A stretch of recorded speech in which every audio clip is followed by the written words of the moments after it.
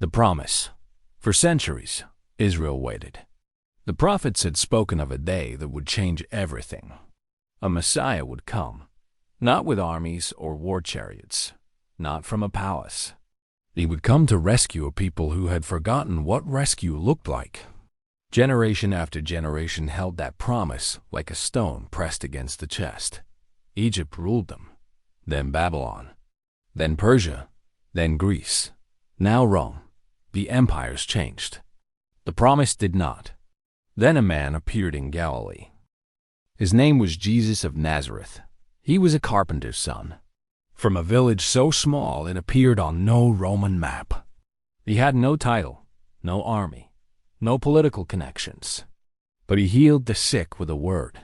He gave sight to men born blind. He made the paralyzed stand. And he spoke with an authority no rabbi in Israel had ever claimed. He did not quote other teachers. He said, "But I tell you," as if he had the right. Thousands followed him across the hillsides. Fishermen left their nets on the shore. Tax collectors walked away from their booths. Women dismissed by every teacher found a rabbi who spoke to them directly. For 3 years, the question followed him through every village and synagogue. Is this the one? The religious leaders in Jerusalem had a different question. How do we stop him? The Pharisees challenged his theology. The Sadducees feared the political consequences. The high priest, Caiaphas, watched the crowds grow and did the math. Jerusalem existed under Roman occupation. One uprising, one wrong crowd, and Rome would send legions. Caiaphas reached a conclusion recorded in John's Gospel. It was better for one man to die, better than the whole nation being destroyed. He did not realize he was speaking prophecy. Then came Passover. Jesus entered Jerusalem on a donkey. The prophet Zechariah had described this moment centuries earlier. The crowds recognized the sign. They cut palm branches and laid them on the road. They shouted words from the ancient Psalms. They called him king. Over 100,000 pilgrims packed the city built for far fewer, and every one of them heard the noise. Jesus walked into the temple courts. He found a marketplace. Merchants selling doves at inflated prices. Money changers converting Roman coins at a profit. He overturned their tables. He scattered the coins across the stone floor. He said the house of prayer had become a den of thieves. The chief priests watched from the colonnades above. The scribes took notes, and the decision was made. Not publicly, not yet.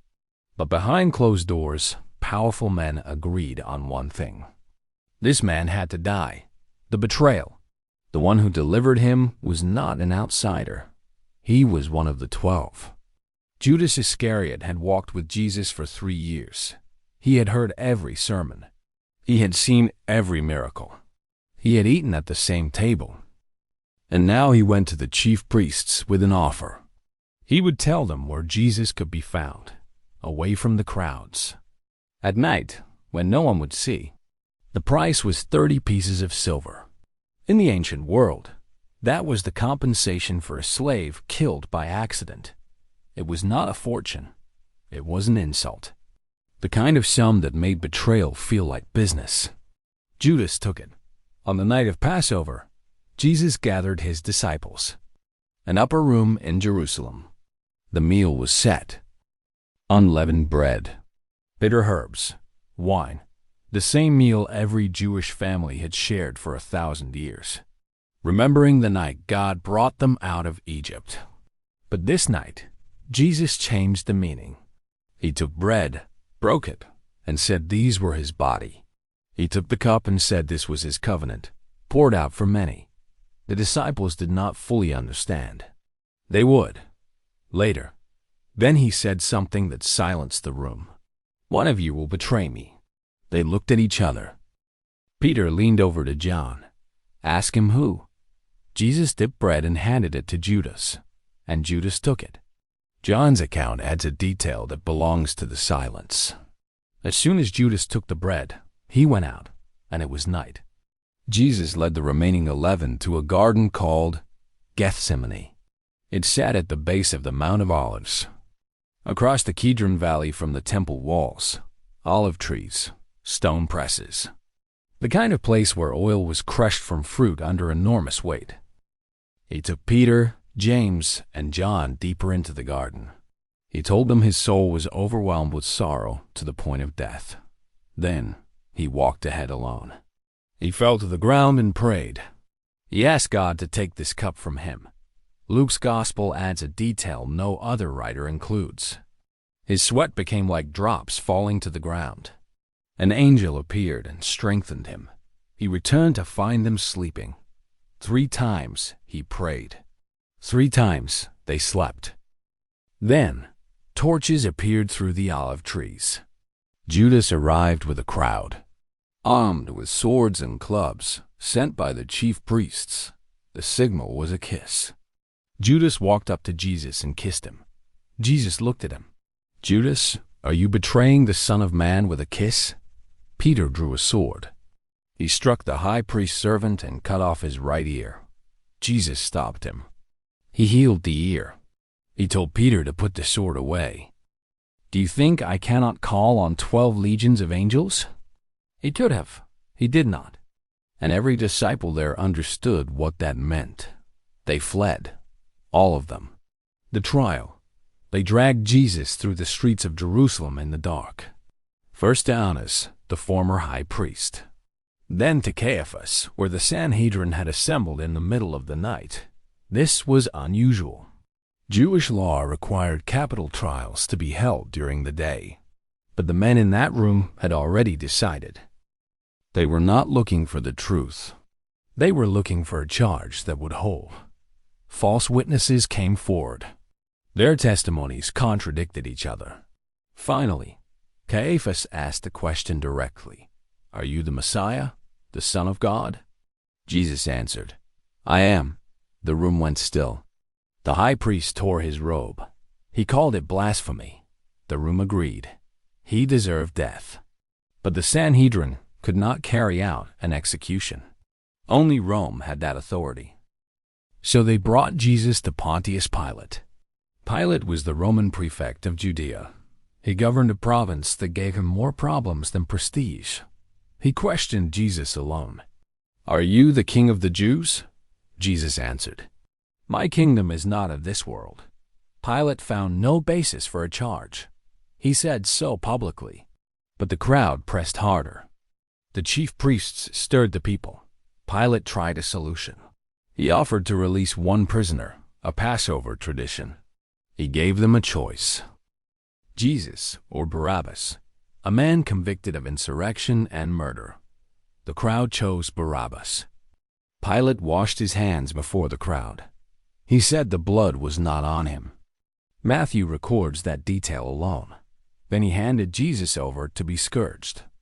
The Roman soldiers took him inside the praetorium. They stripped him. They twisted together a crown of thorns and pressed it onto his head. They draped a purple robe over his shoulders. They placed a reed in his hand like a scepter. They knelt before him and mocked. Hail, King of the Jews! They struck him across the face with the reed. They spat on him, and when they were finished, they led him out to be crucified. The cross, the road from the praetorium to Golgotha, was not long, but Jesus could not carry the crossbeam alone. The scourging had torn his back open. A man from the crowd was pulled forward. Simon, from the city of Cyrene in North Africa. Mark identifies him as the father of Alexander and Rufus, a name remembered because his sons became known to the early church. Simon carried the wood. Golgotha was not a hill. It was a limestone outcrop in an abandoned quarry, rising 4 or 5 meters above the ground. The name meant the place of the skull, just outside the city walls, close enough for passers-by to read the sign. They nailed him to the cross at the 3rd hour, 9 in the morning. The sign above his head was written in 3 languages: Aramaic, Latin, Greek. Jesus of Nazareth, the King of the Jews. The chief priests complained to Pilate. They wanted it changed to say he only claimed to be king. Pilate refused. What I have written, I have written. 2 criminals were crucified beside him, one on each side. One mocked him. The other rebuked the first and turned to Jesus. Remember me when you come into your kingdom. Jesus answered, Today you will be with me in paradise. His mother stood near the cross. Mary, she had carried him. She had raised him. She had watched him grow into a man the whole nation followed. Now she stood below the wood and watched him die. John stood beside her. Jesus looked down. He looked at Mary. Here is your son. He looked at John. Here is your mother. Even dying, he took care of them. At noon the sky went dark. Not clouds, not a storm. The land itself fell into darkness for 3 hours. From the 6th hour to the 9th hour. The temple priests lighting their lamps in the middle of the day. At 3 in the afternoon, Jesus cried out. The words were Aramaic. Eli, Eli, lema sabachthani. My God, why have you forsaken me? Some bystanders thought he was calling for Elijah. A soldier soaked a sponge in sour wine. He fixed it to a hyssop branch and lifted it to his lips. Then Jesus said, It is finished. He bowed his head. He gave up his spirit. The earth shook. The rocks split. And inside the temple, the great curtain tore in 2. The veil separating the holy place from the most holy place, from top to bottom. Not from the bottom, from the top. As if torn by hands that were not human. The Roman centurion standing guard looked up at the cross. He had watched men die before. This was different. He said, Surely this man was the Son of God. The sealed stone. The body had to come down before sunset. The Sabbath was approaching. Jewish law forbade a body to remain on the cross overnight. A man named Joseph stepped forward. He was from the town of Arimathea. He was rich. He was a member of the Sanhedrin, the same council that had condemned Jesus. But he had not consented to their decision. He had been a secret follower. Now, secrecy was over. Joseph went to Pilate and asked for the body. Pilate was surprised. He confirmed the death with the centurion. Then he released the body to Joseph. Nicodemus came too. Another member of the ruling class. Another man who had come to Jesus in secret. Once at night, asking questions he could not ask in public. He brought 75 pounds of myrrh and aloes, 34 kilograms, enough to anoint a king. They took the body down. They wrapped it in clean linen. They carried it to a tomb cut from the rock. Joseph's own tomb, new, never used. They laid him inside. They rolled a massive stone across the entrance. The women watched everything. Mary Magdalene, Mary the mother of James. They saw where he was laid. They saw the stone close. They went home to prepare spices. The next morning, the chief priests went to Pilate. They remembered what Jesus had said, After 3 days, I will rise. They asked for a guard. Pilate granted it. Soldiers were posted. A cord was stretched across the stone. Wax was pressed onto each end. Into the wax, a Roman seal. Breaking that seal was a capital offense. The tomb was now sealed by the authority of Rome, guarded by its soldiers, closed by a stone weighing close to 2 tons. And inside, the body of a man the world's largest empire had just executed. Saturday passed in silence. The disciples hid. The women waited. The city moved through its Passover rituals. The temple operated. The morning sacrifice was offered. The smoke rose. The prayers were spoken. Everything continued. And no one had any idea what was about to happen. Not the priests, not the soldiers, not the disciples behind their locked door. The 3rd day, it was still dark when the women left. Mary Magdalene led. Behind her, Mary the mother of James, Salome, and Joanna. Joanna's husband served as steward to Herod Antipas. She was not poor. She was not powerless. a woman of influence walking through dark streets before dawn, carrying burial spices for a man the state had executed. The risk was real. She went anyway. They carried myrrh and aloes. The Friday burial had been rushed. The Sabbath forced them to stop before the anointing was complete. Now they were going back to finish. One question followed them through the dark. Mark's gospel preserves it. Who will roll the stone away for us? They had no answer. They went anyway. The ground shook. An angel descended. His appearance was like lightning. His clothes white as snow. The guards at the tomb collapsed. They fell like dead men. The angel rolled back the stone and sat on it. The women arrived to an open tomb. The seal broken. The stone moved. The guards gone. Inside, the linen wrappings lay flat on the stone shelf. The cloth that had covered his face was folded, set to one side. This was not what a grave robbery looked like. Robbers do not fold the linen. The angel spoke. Do not be afraid. You are looking for Jesus, who was crucified. He is not here. He has risen, just as he said. Mary Magdalene ran. She ran through the waking streets and found Peter and John. Both men ran to the tomb. John arrived first. He stopped at the entrance. Peter arrived and went straight in. He saw the wrappings.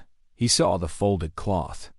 He stood in the empty space where the body had been, and he did not yet understand. Mary returned to the garden alone. She stood outside the tomb weeping. She turned around and saw a man she took for the gardener. He asked why she was crying. She asked where they had taken the body. Then he spoke one word, her name, Mary, and she knew. This moment did not happen in the temple, not before the Sanhedrin, not in a palace, not on a mountaintop. It happened in a garden at dawn with one woman and one word. The first person to see the risen Jesus was not a priest, not a king, not one of the 12. It was a woman from whom 7 demons had been cast out. The world would have chosen someone else. God did not. That evening, the disciples huddled in a locked room. The doors were shut for fear. Then Jesus stood among them. He showed them his hands. He showed them his side. He said, "Peace be with you." Thomas was not there. When they told him, he refused to believe. He would not believe, not unless he put his finger in the nail marks himself. 8 days later, Jesus appeared again. He looked at Thomas. "Put your finger here. See my hands. Reach out your hand. Stop doubting and believe." Thomas answered with 5 words that changed everything. "My Lord and my God." For 40 days, Jesus appeared to his followers, to Peter alone, to 2 men walking to a village called Emmaus, to more than 500 at once. He ate with them. He spoke with them. He restored Peter beside a charcoal fire on the shore of Galilee. "Do you love me?" 3 times, he asked, one for each denial. Then he led them out near Bethany. He lifted his hands. He blessed them, and he was taken up. A cloud received him out of their sight. 2 men in white appeared. "Why do you stand here, looking into the sky? This same Jesus will come back the same way you have seen him go." The disciples stood on that hillside, 11 men who had abandoned him at the garden, who had denied him at the trial, who had locked themselves in a room out of fear. They had seen him die. They had watched the stone close. They had felt the silence of that Saturday, when nothing moved and nothing made sense. And now they had seen him alive. The promise Israel had carried for centuries was not what anyone expected. Pressed against the chest like a stone, and now fulfilled. The Messiah did not overthrow Rome. He did not raise an army. He did not sit on a throne in Jerusalem. He was crucified between 2 criminals on a limestone outcrop outside the city walls. He was sealed in a borrowed tomb. And on the 3rd day, God raised him. The stone was rolled away. But it was not rolled away for Jesus. He did not need the stone moved to leave. The stone was rolled away so the world could look in and see. The tomb was empty. The curtain was torn, from top to bottom. The barrier between God and humanity ripped open. The veil only the high priest could pass through once a year. Not from the bottom, as if a man had pulled it, from the top. The promise that had survived every empire, every exile, every century of silence. That promise stood in a garden at dawn and called a woman by her name.